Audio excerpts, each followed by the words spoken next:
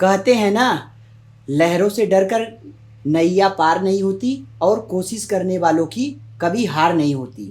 तो दोस्तों, आज इसी कोशिश को कामयाब बनाने के लिए एक ऐसा मोटिवेशनल वीडियो लेकर आए हैं जिसका आप लोगों ने बहुत ज़्यादा मुझे कमेंट करके रिक्वेस्ट किया था। आज मैं एक ऐसे डीजे रिमिक्सर्स से आपको मिलाऊंगा और वो अपने जीवन के बारे में, अपने लाइफ स्ट्रगल के बारे में सारी बातें आपको अपने मुंह से खुद ही बताएंगे। आपको जैसा कि टाइटल देखकर समझ में ही आ गया है, आज मैं जिनसे आपकी मुलाकात कराऊंगा, आप लोग उनको बड़े ही आदर और सम्मान के साथ वाइब्रेशन किंग यानी कि डीजे विक्रांत के नाम से जानते हैं। तो डीजे विक्रांत एक ऐसे शख्स हैं जिन्होंने अपनी मेहनत और अपने संघर्ष के बल पर डीजे इंडस्ट्री में एक नई क्रिएटिविटी ला दी है। आइए हम डीजे विक्रांत से बात करते हैं। तो अब आप देख रहे हैं कि मेरे बगल में डीजे विक्रांत बैठे हैं। नमस्कार दोस्तों, मेरा नाम है डीजे विक्रांत इलाहाबाद। आप लोग जैसा कि मुझे सुन सकते हैं भाई के चैनल डीजे अन्नू पे। दोस्तों, डीजे रिमिक्स तो दुनिया के बहुत बंदे करते हैं। दुनिया के, अपने भारत के, मतलब अपने यूपी के हर एक स्टेट के लोग करते हैं। लेकिन दोस्तों, नाम उनका ही होता है जिनके अंदर कुछ बात होती है। तो दोस्तों, आज हम डीजे विक्रांत से जानेंगे कि किस तरीके से ये डीजे इंडस्ट्री में आए और किस तरीके से इन्होंने डीजे इंडस्ट्री में अपने करियर को अचीव किया। विक्रांत भाई, अब आप बताइए कि डीजे इंडस्ट्री में आने का इंस्पिरेशन आपको कैसे मिला? इंस्पिरेशन ऐसा था कि जैसे हम लोग जब मैं हाई स्कूल में था तो उस टाइम से ही मतलब ये मतलब जो अब बहुत अप लेवल पे चले गए, नेक्स्ट लेवल पे, जैसे कि हो गए डीजे O2 SRK और डीजे हर्ष भूटानी। ये दो गाने मैं बहुत ज़्यादा सुनता था। अच्छा अच्छा। फिर एक टाइम आया, फिर जब इंटर जब पहुँचे तब उस टाइम पे चलते थे 150 रुपये वाले आईपॉड जिसमें अच्छा, मेमोरी हाँ कार्ड हाँ, 512 बिल्कुल, MB की हाँ। मेमोरी कार्ड आती थी। तो वो लगा के अपना हेडफोन में गाने वाने डाल के अपना कोचिंग जाया करते थे। फिर उसके बाद एक टाइम आया कि अपने इलाहाबाद के ही बहुत अच्छे अच्छे लोग जो हैं जिन्होंने बहुत अच्छा काम करना स्टार्ट कर दिया था, जैसे डीजे शुभम थे शुभम और सिंह। डीजे राहुल, डीजे नीतीश भाई हम्म और डीजे मटरू भाई। हम्म। ये लोग बहुत अच्छा काम कर रहे थे उस टाइम पे। तो थोड़ा अब जब क्षेत्र के लोग जब काम करते थे तो सुनने के बाद खुशी मिलती थी, एक जुनून आता था बिल्कुल बिल्कुल। कि हाँ काश हम भी ऐसा कर पाए। तो अपना सोचते थे कि यार एक दिन करेंगे जरूर, लेकिन उसकी शुरुआत कहाँ से होगी, कैसे होगी, ये कभी कुछ नहीं पता। 2012 जब इंटर पास हुए तो दो नाम और उठ के आए मार्केट में। एक उसमें से एक नाम शामिल था आपका, जैसे अच्छा, DJ. Thank you thank you. एक जमाना हुआ करता था कि हाँ डीजे अन्नू, आदमी गाना सुनने के लिए तरसता था कि हाँ कहीं जितने ऑपरेटर थे सब सोचते थे कहीं से मिल जाए। नहीं नहीं दोस्तों, ये झूठ बोल रहे हैं नहीं आप लोग, नहीं, इनका कोई ये भरोसा मत कीजिएगा। ये तो मेरे सामने बस वो आपको कमेंट में बता देंगे लोग, वो ऐसा कुछ है नहीं। तो आदमी एक ऑपरेटर, उन ऑपरेटर की लिस्ट में मैं भी था। तो ये सोचता था कि हाँ कहीं ना कहीं से गाना मिल जाए कि हाँ बजाए, क्योंकि उस टाइम गाने खरीदने के उतने पैसे नहीं हुआ करते थे, घर से इन जी सब हाँ चीज़ जी, के पीछे कोई सपोर्ट नहीं बिल्कुल। था। और डीजे बजाने के नाम पे भी घर पे नफरत हुआ करती थी कि कोई और ढंग का काम कर लो, पढ़ लिख लो, अच्छी खासी पढ़ाई चल रही है, पढ़ लिख लो। लेकिन फिर भी एक अंदर से था कि नहीं यार करना है करना है। तो उसके बाद एक नाम और था डीजे मनीष, जो कि अब डीजे MNK के नाम जी, से जाने जाते डीजे हैं। मनी सेमन की। तो ये दो नाम उस टाइम पे बहुत ज़्यादा फेमस हुआ करते थे। फिर आया 2014 का टाइम, समाजवादी पार्टी की तरफ से अखिलेश यादव जी ने लैपटॉप बांटा था इंटर पास हाँ हाँ। लड़कों को। तो उसमें से मुझे भी एक लैपटॉप मिला था। अच्छा अच्छा। तब एक मेरे दोस्त हुआ करते थे डीजे पवन, दहियावा हमारी मार्केट है गांव की। अच्छा अच्छा। तो मेरा बहुत अच्छा दोस्त था वो। तो सॉरी फॉर इंटरप्ट दोस्तों, मैं आपको एक और बात बता रहा हूँ कि दोस्तों, ये इलाहाबाद के सोराव तहसील के दहियामा गांव के ये निवासी हैं। तो उसके बाद क्या हुआ कि पवन मेरा बहुत अच्छा दोस्त था। तो उसकी एक मोबाइल शॉप है, विश्वकर्मा मोबाइल शॉप के नाम से मार्केट में। तो वहीं पे हमारा उठना बैठना। तब उस टाइम वो मिक्सिंग वगैरह करता था, मुझसे बहुत रिक्वेस्ट कर भाई बता दे कैसे होती। तो हर आदमी एक देखिए चार पैसे कमाने के लिए बैठा है। बिल्कुल। तो उन्होंने हमसे बहुत ज़्यादा डिमांड नहीं की। तो उन्होंने हमसे कहा कि भाई तुमको अगर बीट मैचिंग तक उस टाइम ज़्यादा कोई नॉलेज हुआ नहीं करती। अच्छा। तो उन्होंने कहा बीट मैचिंग तक की बात है, हम तुमको इतना चार्ज लगेगा, हम लोग बता देंगे। ठीक है भाई, दोस्ती अपनी जगह, काम अपनी जगह। तो उसके बाद हमारे दोस्त हैं, हमारे मार्केट के कई दोस्त हैं, उन्होंने मिल के 100 200 रुपये चंदा लगा के मुझे 1000 रुपये उस टाइम पे दिया था अच्छा अच्छा। कि भाई अगर तुम्हारे अंदर, अगर तुम अपने पैशन को फॉलो करना चाहते हो तो हम पूरी तरीके से तुम्हारी हेल्प करेंगे। फिर उसके बाद क्या हुआ कि वो पैसा लेके गया मैं उनके पास, उन्होंने मुझे 1-2 दिन बीट मैचिंग के बारे में समझाया कि हाँ कैसे होती है। फिर वहीं से काम स्टार्ट हो गया, फिर करना स्टार्ट किए काम। तो उतना मतलब फील आता नहीं था गाने में, सोचते तो थे कि हाँ इस तरह डिजाइन हो सकता है लेकिन होगा कैसे, ये सारी चीज़ें सोचते सोचते तब एक टाइम पे रियलाइज हुआ कि मेरे पास पैक्स नहीं है। तो सबसे पहले एक मेरा बहुत अच्छा फ्रेंड है, बहुत रिस्पेक्ट के साथ उनका मैं नाम लेना चाहूँगा, डीजे अंशु सरसक है। अच्छा उनके पास हम गए तो कुछ पैसे लेके, तो उस टाइम पे सोराव हाईवे से उनका घर 2.5 किलोमीटर पे है। अच्छा अच्छा। तो फर्स्ट टाइम मैं उनके पास गया हम्म। तो करीब मेरे जेब में फेसबुक से बात हुई थी, तो उन्होंने कहा कि करीब इतने 1 GB के लमसम ढोलकी का पैक, उस टाइम पे ढोलकी गाने हाँ बहुत हाँ चलते, तो हाँ हम भी वही सब सुन के करना हाँ। ही चाहते थे। हम्म। तो ढोलकी का पैक लेने के लिए 700 रुपये में उनके पास पैदल गया। यहाँ पे उस टाइम मेरी तबीयत भी खराब थी बहुत ज़्यादा, हम्म। तो 700 रुपये लेके मैं उनके पास गया। उसके बाद उन्होंने कहा ठीक है, अपना जो था अपना लैपटॉप से निकाल के दिया मुझे। तो हमने कहा ठीक है भाई, थैंक यू बोले, अपना लेके आए, घर पे काम स्टार्ट किए। तो ये मान चल कि 4 to 5% मेरी मिक्सिंग में थोड़ा इम्प्रूवमेंट आया। फिर उसके बाद हुआ कि नहीं यार अब कुछ करना है, तो उस टाइम पढ़ाई के लिए कुछ नया करना है। हाँ, तो फिर पढ़ाई के सिलसिले में इलाहाबाद आया। इलाहाबाद का उससे पहले पढ़ता शांतिपुरम, वहाँ शिफ्ट हुआ। अच्छा तो अच्छा। वहाँ पे जो अपना कोचिंग वगैरह का पैसा मिलता था, रूम का पैसा मिलता था, तो उसी के हिसाब से अपना पैसा उसी में सेव करके, तो फिर विजय भाई एक मेरे बहुत अच्छे मित्र हैं, हाँ बड़े भाई हैं समझ लीजिए, बहुत उन्होंने इस जर्नी में बहुत सपोर्ट किया मेरा। अच्छा अच्छा। तो हमने फ़ोन किया, उनके भैया क्या कहते हैं हमको ये पैक्स चाहिए। तो कहा गए हाँ ठीक है आ जाओ। तो हम अपना साइकिल उठाए घर से यहीं से। उसके बाद वहाँ से अपना हम यहाँ से घर से साइकिल उठाए और पहुँचे उनके पास। तो उन्होंने कहा कि क्या क्या चाहिए। हमने कहा भाई 500 रुपये मेरे पास है, आप इसमें से जो देना चाहे दे सकते। उस टाइम वो 4000-5000 रुपये चार्ज करते थे पैक्स के। अच्छा। तो पहली बार हमको ऊपर से नीचे तक देखे, अरे यार 500 रुपये में क्या था। कि भैया आपको 2 4 5 जो कुछ भी आपको देना होगा आप दे दीजिएगा, अच्छा। बाकी हम चले जाएंगे यहाँ से। तो हम अपना लेके गए, अपना आए घर पे। लेकिन उन्होंने जो कुछ भी दिया मेरे बहुत ज़्यादा हेल्पफुल था मेरे लिए वो। अच्छा। फिर अपना काम स्टार्ट किए तो इम्प्रूवमेंट और नज़र आई। तो काम ये था कि कम में बहुत अच्छा काम करना सीख चुके थे हम कि हाँ काम कैसे करना है। क्योंकि जितने भी सीनियर हैं सबका गाना उठा के सुनते हाँ थे कि हाँ। हाँ ये ऐसे बना है। अभी सबको हमको compete करना है। नहीं कम्पीट का उस टाइम पे नहीं सोचे थे। हम सोचते थे कि हाँ इनके नीचे भी पहुंच जाए, ये अच्छा यही अच्छा। बहुत है। यानी कि कंपटीशन की भावना आपके अंदर पहले शुरू से ही नहीं थी। नहीं नहीं, ना शुरू से किसी थी ना से। आज भी। हाँ हाँ आज भी आज नहीं आज है। ये है कि अगर कोई अगर चैलेंज करता है तब हाँ। थोड़ा बुरा लगता है दिल दिमाग में, फिर सोचते हैं थोड़ी देर, अच्छा अच्छा। फिर बाद में निकाल देते कि नहीं यार अपना काम करो, अपने में हाँ मस्त हाँ। रहो, यही ठीक है। अच्छा। फिर उसके बाद फिर हमने विजय भाई को फ़ोन किया कि भाई हम कुछ गाना बनाए हैं, आप सुन लीजिए। तो कहा ठीक है 2 दिन बाद आओ। 2 दिन बाद गए उनके घर, सुनाया तो उन्होंने कहा बहुत सही, तुमने बहुत ज़्यादा इम्प्रूवमेंट किया है। इतना कोई अच्छा अच्छा। इतने कम समय में इतना अच्छा काम बहुत कम लड़के कर पाते। अच्छा अच्छा। तो उन्होंने अपनी तरफ से बिना कुछ हमको एक पैसे दिए, अपनी तरफ से जो कुछ भी हमने उनसे मांगा उन्होंने दिया। और एक पैसा हमसे एक सपोर्ट करने के नाते कि हाँ अगर इस लड़के के अंदर टैलेंट है, ये कुछ हाँ कर सकता है, जो कुछ भी हमने मांगा, मतलब कुछ नॉलेज की बात नहीं, कुछ पैक्स वगैरह जो भी मांगा, क्योंकि पैक्स का महत्व आज भी बहुत है, पहले भी बहुत हुआ हाँ हाँ करता था। बिल्कुल बिल्कुल। तो उन्होंने दिया हमको। फिर उसके बाद लग गए और मेहनत किए। उसके बाद एक बहुत अच्छे हैं रिमिक्सर यहाँ के हैं मोबाइमा के, डीजे PKV। अच्छा। फिर उनके पास हमने अपना क्या कहते हैं समय निकाल के उनके पास पहुँचे। तो हमने कहा भाई सुनिए हमारा गाना। तो उन्होंने हमको बताया कि अभी भी आपके गाने में मास्टरिंग की कमी है। अच्छा।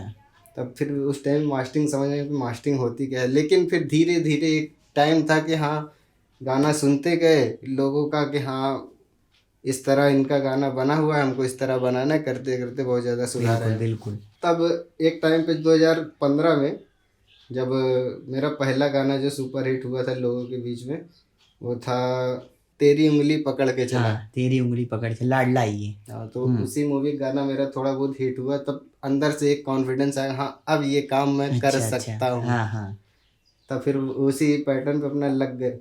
तो करते ही करते उस टाइम 2015 का दशहरा मेला कहते हैं ना, इलाहाबाद के मेले में जिसका गाना अगर चल गया, हाँ, वो बंदा उड़ गया, फिर हाँ, तो हिट हो बस गया। वो दौर इलाहाबाद के मेले का बोलबाला हुआ करता था कभी। अब तो ये स्मार्ट सिटी जब से हो गया तब से बहुत ज़्यादा हर चीज़ पे पाबंदी, कुछ कोविड वगैरह की वजह से सोचे कि क्या अलग किया जाए, क्योंकि अभी तक जो हम कर रहे थे वो सबसे तो सभी कर रहे हैं, मिलता हाँ। जुलता हुआ था। हाँ। तब हम अपने पुराने टाइम पे वही ईयरपॉड का जमाना अपना याद किए कि हाँ कौन सा गाना सुनते। तब उस टाइम पे हर्ष भैया के बहुत बड़े फैन थे। अच्छा, हर्ष जी भूटानी। हाँ, उनके गाने से थे, चूड़ी नहीं है मेरा दिल है, हाँ चोरी चोरी गए चुपके चुपके गोरी से हम प्यार हाँ, करें, हाँ, क्रेजी फ्रॉक वगैरह उन्होंने बनाया, तो बहुत अच्छा लगता। तो उसी से मिलते जुलते कि हाँ यहाँ से, तब उतना मतलब ये ड्रॉप वगैरह बनाना मुझे नहीं आता था। अच्छा, तो ये जो पैक्स वगैरह होते थे उसके ड्रॉप क्या होता है? ड्रॉप दोस्तों वो होता है जो आपके क्या कहते हैं, गाने के बीच में जो आप म्यूजिक सुनते हैं, आप लोग कभी हमसे फ़ोन करके पूछते हैं ना कि भैया जो आप गाने में म्यूजिक डालते हैं बहुत अच्छा लगता है, तो उसको अच्छा, ड्रॉप अच्छा। सेक्शन बोलते हैं गाने का। समझ लीजिए दोस्तों, जो बता रहे हैं बहुत काम की चीज़ है, कोई बताएगा नहीं। तो वो क्या कहते हैं ड्रॉप मेडी वगैरह जो होती थी, तो वो क्या कहते हैं उठा के मेलोडी आती थी तब अच्छा, पैक्स अच्छा। में, तो वो मेलोडी उठा के गाने में लगाते, लोगों को पसंद आया कि हाँ इस बंदे ने कुछ नया किया है, क्योंकि जी। सब उठा के एक लाइन से जो गाने का ओरिजिनल म्यूजिक होता था हाँ हाँ। वही यूज करते थे, लेकिन हम ओरिजिनल म्यूजिक को हटा के उसमें मेलोडी वगैरह ऐड करने लगे। अच्छा। तो फिर एक टाइम आया कि हम सोचे कि अपने से क्यों ना ट्राई किया जाए, तो फिर यही डीजे हर्ष भूटानी के गाने हम उठाते थे और वहीं से सुनते हाँ इन्होंने कैसा बनाया, सेम कॉपी बनाने की कोशिश अच्छा, करते थे अच्छा। कि जिसका भी गाना है पहले हम कॉपी, जब तक कॉपी करके सेम उस तरह बना नहीं पाएंगे तो अपने से मतलब अपने दिमाग में कुछ नई सोच नहीं ला पाएंगे। अच्छा, अच्छा। तो पहले कॉपी बनाने का सोचे हाँ ऐसा बना लें, तो फिर कॉपी जब बन जाए तब उसी के से हट के एक अलग बना प्रोजेक्ट तैयार करते थे, और अपने से फिर उसके बाद मिडी वगैरह जितने सब कुछ हैं, जैसे ड्रॉप लीड वगैरह हो गई, आर्प वगैरह हो गई, ये उसके बाद ये कॉर्ड वगैरह, इसकी भी जानकारी जो है अच्छा। ये सब इंटरनेट से ही मिली। और स्टार्टिंग में करीब जहाँ तक है कि 2 साल हम बहुत गलत नोट्स पे गाने बनाते थे। अच्छा, अच्छा। तो अब पता चलता है कि जब हाँ, हाँ। एक्सपीरियंस के बाद फिर उसके बाद अब आप देख ही रहे हैं कि क्या होना है, क्या हो रहा है अब आज के टाइम। तो अच्छा दोस्तों, अभी मैं इनसे पूछ रहा हूँ वाइब्रेशन, जिसको आप लोग वाइब्रेशन ही बोलते हैं, आप इसको क्या बोलते हैं? हम इसको सब बेस बोलते हैं। सब बेस। तो दोस्तों जो आप लोग डीजे विक्रांत का वाइब्रेशन बोलते हैं दोस्तों, वाइब्रेशन तो मोबाइल में होती है कंपन, ठीक है? तो उस कंपन को आप लोग इनके गाने से ना जोड़िए, उसको सब बेस बोलिए, ठीक है? उसका जो एक्चुअल में जो उस एलिमेंट्स का जो नेम है, उसका नेम है सब बेस, ठीक है? सब बेस जो कि 100 हर्ट्ज जो फ्रीक्वेंसीज है उसके नीचे होता है दोस्तों, तो इसको हम सब बेस बोलते हैं। तो विक्रांत भाई आप बताइए कि वाइब्रेशन से आपने पूरा तहलका मचा दिया है, पूरा UP Bihar Jharkhand all over India. तो मैं ये जानना चाहता हूँ कि वाइब्रेशन आपने कैसे बनाना सीखा? वाइब्रेशन बनाना हमने सीखा नहीं, असल में वाइब्रेशन हकीकत बताए तो इसमें कोई अलग बात नहीं, हमको पसंद नहीं है, हकीकत बात ये है कि ये एक मजबूरी का काम है कि हाँ लोगों को पसंद है तो बनाना पड़ता है, क्योंकि हम बहुत बाद में स्टार्टिंग किए वाइब्रेशन बनाना, हमसे पहले सब लोग बना चुके थे। तो फिर उसके बाद हमने कहा 1-2 बार सब बेस वगैरह हमने जब बनाया तो थोड़ा मतलब मज़ा कम आया हमको सुनने में, क्योंकि एक देखिए जो आपका ये होम थिएटर जो होता है, वूफर होता है, उसकी साउंड आर्टिफिशियल होती है। हाँ बिल्कुल। ठीक है, अगर आपको काम करना या तो आप डीजे स्पीकर में काम करिए, अच्छा, अगर एक्चुअल साउंड अगर आपको लेना, या तो स्टूडियो मॉनिटर स्टूडियो मॉनिटर में आपको एक्चुअल हर चीज़ें मिलेंगी। तो जब यहाँ चेक करते तो यार लगता है हाँ बहुत अच्छा बजे, लेकिन जब डीजे वही प्ले हो तो थोड़ा मतलब दबी साउंड है, तो हमने कभी उसको कहते लॉन्च किया ही नहीं। अच्छा। बहुत टाइम प्रैक्टिस किया, तो हम अलग अलग VST से। एक चीज़ और हम बताते कि हम कभी कट पीस का यूज नहीं करते कि हाँ कहीं से एक्सपोर्ट हुआ हो या कहीं से कोई पैक्स का हो। जो है हम खुद से क्या कहते हैं VST से प्रोड्यूस करते हैं। अच्छा। तो 1-2 VST में अपना ट्राई किए, अपना स्केल वगैरह में चेंज करके, उसके बाद अपना कि इसकी पोलैरिटी रिवर्स कहाँ से हो रही है, ये सारी चीज़ें जब हमने चेक किया तब उसके बाद हमको लगा कि नहीं अब होगा, अब सही होगा। तो हमने पहला वाइब्रेशन बीट एक बनाया था बाहुबली के नाम से। अच्छा। तो वो क्या कहते हैं उस टाइम से लेके अब तक अगर देखा जाए वेरिएशन कम से कम 16 या 17 वेरिएशन में हमने वाइब्रेशन अब तक बनाए हुए हैं। अच्छा। तो दोस्तों आप देख रहे हैं जिस विक्रांत को आप वाइब्रेशन के नाम से जानते हैं, वही विक्रांत आज वाइब्रेशन से पीछा छुड़ा रहा है। इस विक्रांत को नहीं पसंद है कि हम वाइब्रेशन वाले गाने बनाएं, लेकिन आपकी डिमांड और आपके रिक्वायरमेंट के लिए दोस्तों देखिए ये हम लोगों के लिए क्या क्या करते रहते हैं। नहीं देखिए, वाइब्रेशन पसंद इसलिए नहीं क्योंकि अगर वाइब्रेशन की जगह अगर हम कुछ और करना चाहें, उसमें अगर कुछ नई क्रिएटिविटी लाना चाहें तो उसमें बहुत कुछ सुनने के मामले में बहुत कुछ अच्छा बन सकता है। जी हाँ जी। लेकिन वो जो गाने के अंदर जो वाइब्रेशन लगती है उसके बाद उसका पूरा मजा वो हो जाता है खराब। डीजे विक्रांत भाई को आप लोगों ने वाइब्रेशन किंग के नाम से फेमस कर दिया, तो अब भाई इनकी कोई भी गाना ऐसा हो जिसमें वाइब्रेशन ना हो, ऐसी तो कोई बात नहीं है, क्योंकि इनकी मजबूरी है ना वो वाइब्रेशन देना, आप लोग पसंद करते हैं, इसके लिए दोस्तों ये आप लोगों को वाइब्रेशन देते हैं।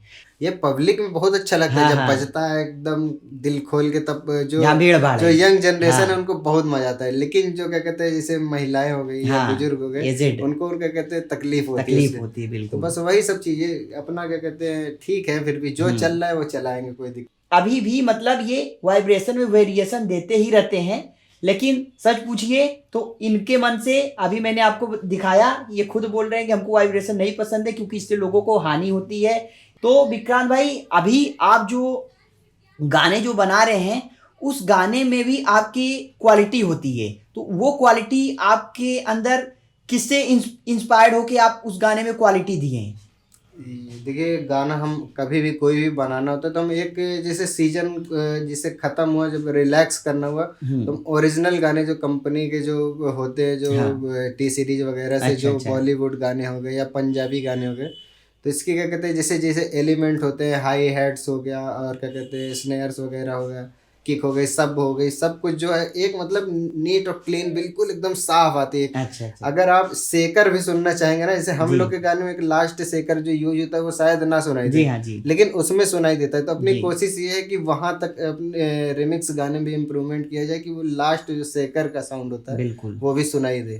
तो दिन पे दिन मास्टरिंग सबसे इम्पोर्टेंट है जी। मास्टरिंग अगर आपकी अच्छी नहीं है तो आपका गाना कभी डीजे पे अच्छा नहीं बजेगा। तो दोस्तों आपने देखा कि इनके तरफ से ये टिप्स मिली है कि मास्टरिंग इज मस्ट, मास्टरिंग सबसे इंपॉर्टेंट चीज है। अब ये इसलिए कर रहे हैं क्योंकि इनके अंदर जो एक डीजे रिमिक्सर बनने का जो डेडिकेशन था, एक पैशन था, एक जो इनके अंदर जुनून था, ये जुनून जब तक आपके अंदर नहीं जागेगा तब तक दोस्तों आप अच्छा काम नहीं कर सकते। कि अगर आपको अच्छा कुछ काम करना है तो आपको मार्केट में सबसे हटकर काम करना पड़ेगा, कुछ नया काम करना पड़ेगा, और इसके लिए आपके अंदर दोस्तों एक जबरदस्त तरीके का डेडिकेशन होना जरूरी है म्यूजिक को लेके। नींद और भूख मेरे लिए सबसे जरूरी है। अच्छा। बिना कुछ खाए पिए मेरा दिमाग काम नहीं करता, बिना ढंग से सोए मेरा दिमाग काम नहीं करता। अच्छा। तो मेरे लिए सबसे जरूरी रहता है कि मैं सुबह सुबह कितनी जल्दी उठ के, मैं ज़्यादातर गाने जो है जैसे किसी प्रोजेक्ट पे जरूरी काम करना होता है तो मैं सुबह 6 से 9 के बीच काम करता हूँ। अच्छा। सुबह बिल्कुल, रात में अच्छी नींद, मस्त खाना वीना खा के बढ़िया अच्छी नींद लेके मैं सुबह एकदम फ्रेश माइंड से अपना काम करता हूँ। अच्छा। तो विक्रांत भाई आप बताइए कि घर परिवार में आपके पेरेंट्स लोगों का या आपके भाई लोगों का सपोर्ट था कि नहीं? अगर आप डीजे इंडस्ट्री में आ रहे थे कि नहीं मैं मम्मी डीजे का काम करूंगा या पापा डीजे का काम करूंगा, तो किसी ने आपको सपोर्ट किया? देखिए, मम्मी पापा का तो सपोर्ट कभी नहीं था ना, आज भी है। आज भी हम कितना भी नाम कर लें, कितना भी काम कर लें, आज भी घर वाले यही कहते हैं कि ये सब बंद करो साथ लग जाओ। क्योंकि पापा क्या कहते हैं एक्स प्रधान रह चुके हैं अभी गाँव के। अच्छा। अभी ये क्या कहते हैं इसके पीछे पंचवर्षी में, और मम्मी हमारी आंगनवाड़ी में टीचर है। अच्छा। कार्यकर्ती में। और उसके बाद क्या कहते हैं बड़े भाई हमारे जॉब करते हैं, लेकिन उन्होंने ही हमको क्या कहते हैं डीजे में खींच के लाया हमको। अच्छा। उन्होंने सपोर्ट किया था स्टार्टिंग में, क्योंकि हम यहाँ भाई हमारे इलाहाबाद में पढ़ाई करते थे। अच्छा। और पार्ट टाइम के लिए अपना डीजे वगैरह, क्योंकि पहले हमारा फैमिली बैकग्राउंड ऐसा नहीं था। आज से अगर 6 साल पीछे जाएंगे तो बहुत ज़्यादा मतलब क्रिटिकल सिचुएशन थी घर की। अच्छा। मम्मी अकेले क्या कहते हैं अपना उनका जो 3,000 4,000 सैलरी थी उसी से घर चलता था। अच्छा। और पापा हमारे थोड़ा सोशल सर्विस में अपना लगे रहते थे, समाज सेवा में। तो इस वजह से पैसे की किल्लत ज़्यादा हुआ करती थी घर में। तो भाई हमारे क्या कहते हैं अपना पढ़ाई करते थे, तो अपना वही क्या कहते हैं रह के वहीं से अपना डीजे वगैरह का भी काम करते थे, ऑपरेटिंग करते थे। अच्छा 2 घंटे 3 घंटे के लिए बारात वगैरह। तो वो हमको खींच के ले गए, चलो तुम अगर तुमको यही करना है तो वहाँ रह के करो, वो मेन मार्केट। तो हमको लेके जाने वाले वहाँ तक हमारे भाई है। अच्छा बड़े भाई हमारे। अच्छा। तो दोस्तों इनको सपोर्ट, हालांकि आपको पता ही है कि जो हमारे माँ बाप होते हैं या हमारे जो पेरेंट्स होते हैं उनको आज के ज़माने का जो काम है उन्हें समझ में नहीं आएगा। वो तो हम लोग से यही बोलेंगे कि चलो पढ़े लिख के कोई नौकरी कर लो या कोई धंधा कर लो, इस तरीके का वो लोग हमें बोलेंगे। लेकिन दोस्तों आज के जो हम लोग युवा पीढ़ी हैं, हम लोग को समझ में आना चाहिए कि हम लोग क्या कर रहे हैं क्या नहीं कर रहे हैं। तो इनके लिए इनके भाई इनके मार्गदर्शक बने, इनका सपोर्ट किया और इनके अपने भाई के सपोर्ट से ये आगे बढ़े। तो विक्रांत भाई आप बताइए कि डीजे जब आप ये सॉन्ग रिमिक्स करना शुरू किए थे तो सबसे पहले किसी का गाड़ी प्ले करते थे कि नहीं? अगर स्टार्टिंग से बात की जाए तो हमने स्टार्ट किया था हमारे मार्केट में एक राहुल डीजे हुआ करता था, अब नहीं है। अच्छा। उसके बाद जब हम मतलब इलाहाबाद जब पहुंचे तो वहाँ पे एक गजरा डीजे थे। अच्छा अच्छा।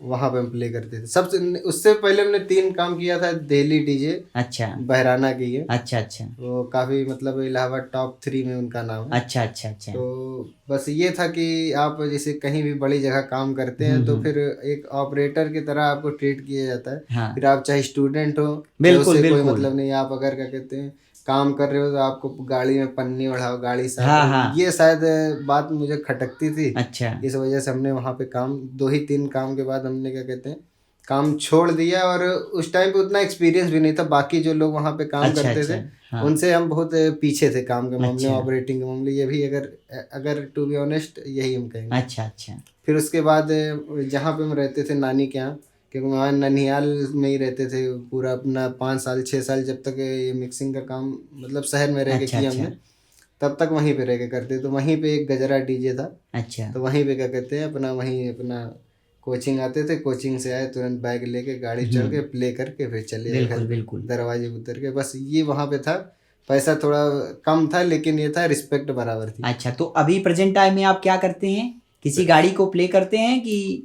प्रेजेंट टाइम में ये खाली हम मेले का काम करते हैं, बाकी बारात वगैरह नहीं अच्छा। करते। तो अभी प्रेजेंट टाइम में दोस्तों ये कोई डीजे वगैरह प्ले नहीं करते हैं? और एक जरूरी बात बता कि ये मेरा लास्ट मेला था। इसके बाद से मैं मेले में भी काम नहीं करूँगा, क्योंकि उसके वजह से थोड़ा मैं काम को नुकसान हो रहा है। क्योंकि जो चीज़ हम बनाना चाह रहे हैं वो भी अभी हमसे बन नहीं रहा है। अच्छा अच्छा। क्योंकि काम का लोड, उधर का भी काम का लोड होता था, इधर का समय तो नहीं इस मिल पा वजह रहा से है। तो हम मेन काम मेरा ये है, मैं इसको नहीं छोड़ सकता, बाकी सब त्याग सकता हूँ। देखिए दोस्तों ये डेडिकेशन देखिए। पहले जब ये हम लोग डीजे रिमिक्स करते थे, यानी कि विक्रांत भाई भी अगर डीजे रिमिक्स की लाइन में इस आए हैं तो पैसे को देखकर ये इस लाइन में नहीं आए हैं। हाँ मैं सही बोल रहा हूँ ना? बिल्कुल।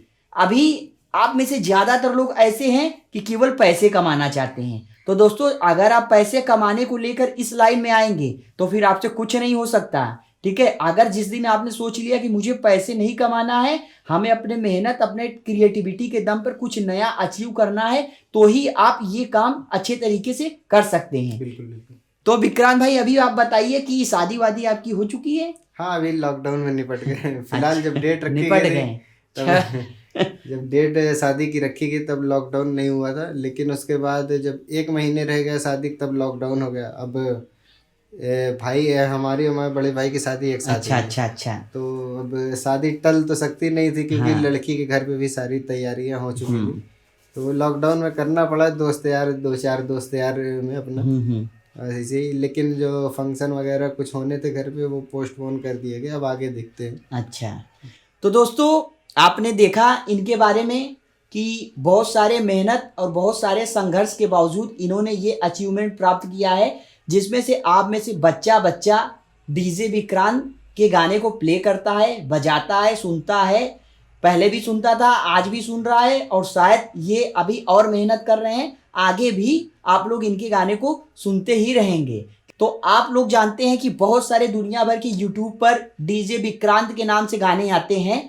वो कोई इनका गाना दोस्तों रहता तो इन्हीं का गाना रहता है, बट ये खुद से अपलोड नहीं करते हैं। और djvikrant.com djvikrant.in इससे भी दुनिया भर के आपको वेबसाइट मिलते हैं, सब फर्जी होते हैं, किसी दूसरे बंदे ने बनाया है। हाँ, इनका केवल एक ही यूट्यूब पे चैनल है जो कि डीजे विक्रांत है, उसका लिंक मैं डिस्क्रिप्शन में दे दूंगा, आप लोग वहां से जाके इनके गाने को सुन सकते हैं। इनकी वेबसाइट है updjremix.com की .com, उसका भी मैं आपको लिंक डिस्क्रिप्शन में दे दूंगा, वहां से आप इनके officially original song high quality में डाउनलोड कर सकते हैं दोस्तों, ठीक है। और बाकी इनकी दूसरी कोई शाखा नहीं है। इनकी एफएलपी भी फर्जी तरीके की एफएलपी होती है, जो कि इनका खुद का एफएलपी नहीं होता, वो एक फर्जी एफएलपी होता है दोस्तों। और आप लोग डीजे विक्रांत का एफएलपी समझकर मत सो जाते हैं कि नहीं ये डीजे विक्रांत भाई का एफएलपी है, इसको मैं डाउनलोड करूं, इसको मैं बजाऊं, इसमें मैं अपने एलिमेंट्स ऐड करके अपना काम करूं, तो नहीं, इनका ये कोई एफएलपी नहीं होता। इनकी एफएलपी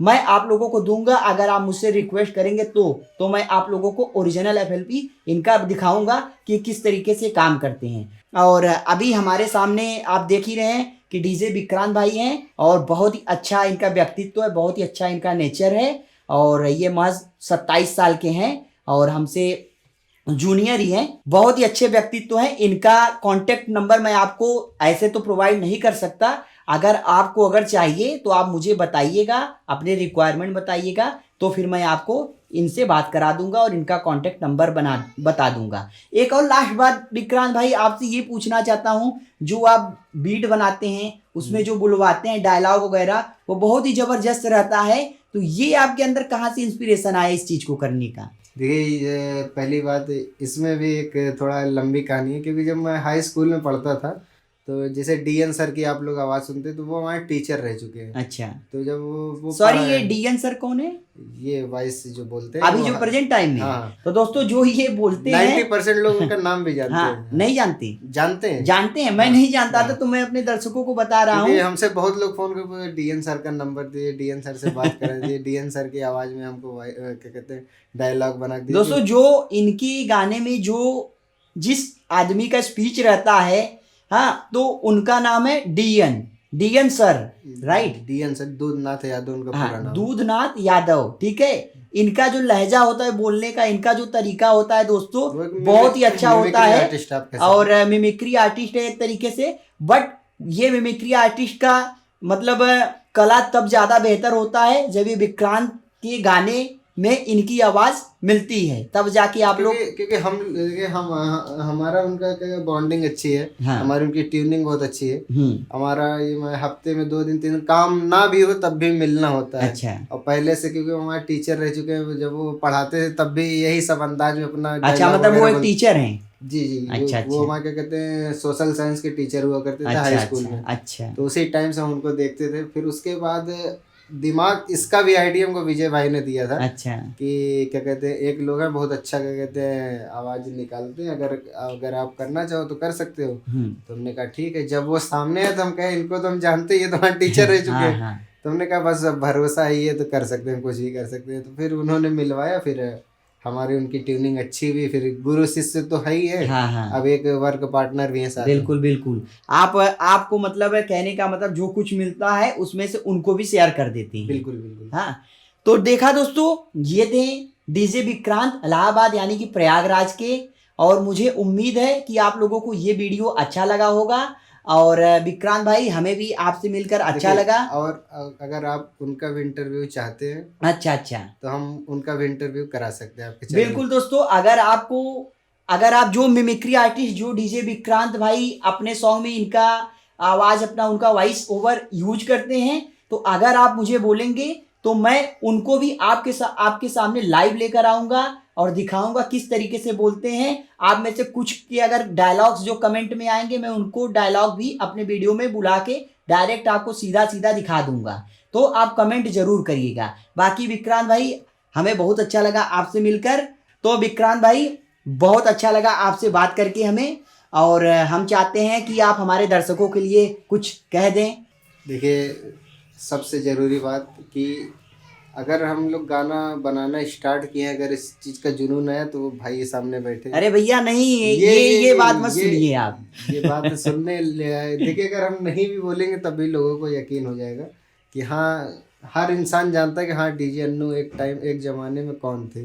ठीक है, हमारे जो व्यूवर्स हैं इनका ही डिमांड था कि आप डीजे विक्रांत भाई को अपने इंटरव्यू में सभी का लाइए। धन्यवाद करना चाहूंगा इस चीज के लिए कि आप लोग हमें पसंद करते हैं। धन्यवाद भाई लोग। तो दोस्तों ये था हमारा इंटरव्यू डीजे विक्रांत भाई के साथ, और अभी हम अपने इस इंटरव्यू के सिलसिले को ख़त्म कर रहे हैं, और वीडियो के अंत में आपको हम दिखा रहे हैं कि डीजे विक्रांत भाई का सेटअप कैसा है और कैसे वो अपने सॉन्ग को रिमिक्स करते हैं। थोड़ा सा हम आपको डेमो दिखा के बताएंगे। बाकी रही बात इनकी FLP की, अगर मेरे पास कमेंट आएगा तो मैं इनकी FLP को भी आप लोगों के सामने लेकर जरूर आऊँगा।